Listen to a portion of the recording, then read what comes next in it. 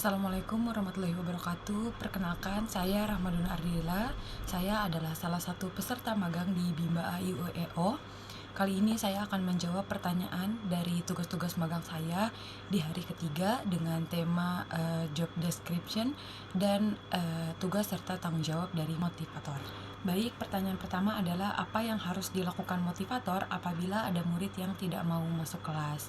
Jadi yang dilakukan adalah harus mencari tahu alasannya itu kenapa dan kenapa dia tidak mau masuk ke kelas, dan bisa juga kita bertanya kepada orang tuanya.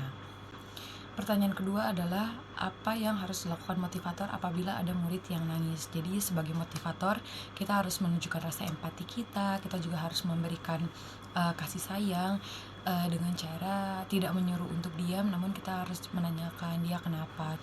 Pertanyaan ketiga adalah apa yang harus dilakukan motivator apabila ada murid yang mengganggu murid lain.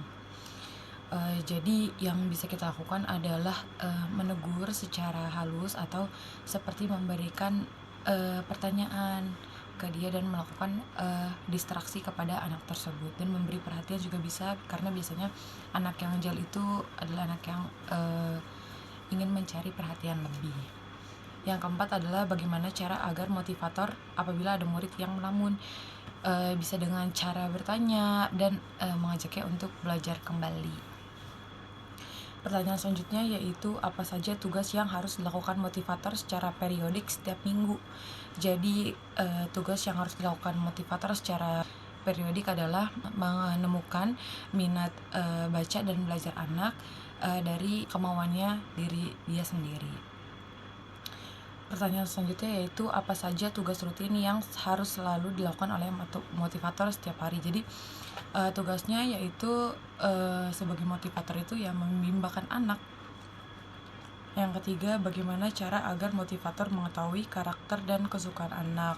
Caranya itu bisa dengan kita berdialog dengan anak, kita juga bisa melakukan pendekatan dengan cara bertanya, kita juga bisa mengamati karakter dari kesukaan anak tersebut, dan kita juga bisa berdialog dengan menanyai kesukaan mereka itu apa.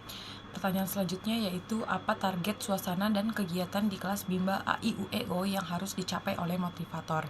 Jadi suasana dan kegiatan yang diterapkan itu dalam kebimbaan adalah pembelajaran yang menyenangkan.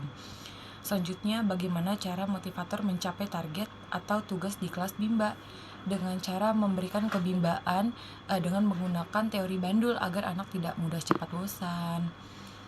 Selanjutnya, apa tanggung jawab utama motivator Bimba? Jadi tanggung jawab motivator Bimba adalah membangun generasi pelajar mandiri sepanjang hayat dengan menumbuhkan minat membaca, minat belajar dari anak-anak.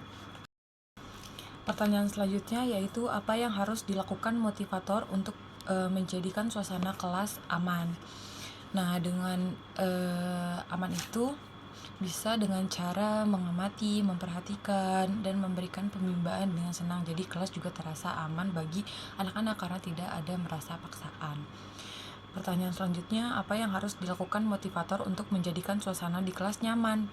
Itu bisa dengan cara kita memperhatikannya. Terus kita juga bisa memberikan pembimbaan dengan cara bernyanyi agar minat belajar mereka itu tumbuh dan mereka itu nyaman saat proses pembimbaan berlangsung. Pertanyaan selanjutnya yaitu apa saja yang harus dilakukan motivator dalam mengasihi dan menyayangi murid. Jadi yang harus dilakukan adalah dengan memberikan motivasi dan afirmasi positif sehingga mereka itu akan merasa disayangi.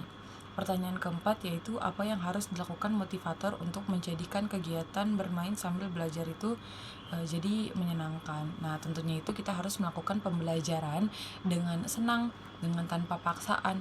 Jadi kita tuh harus bisa melihat kondisi dari anak-anak.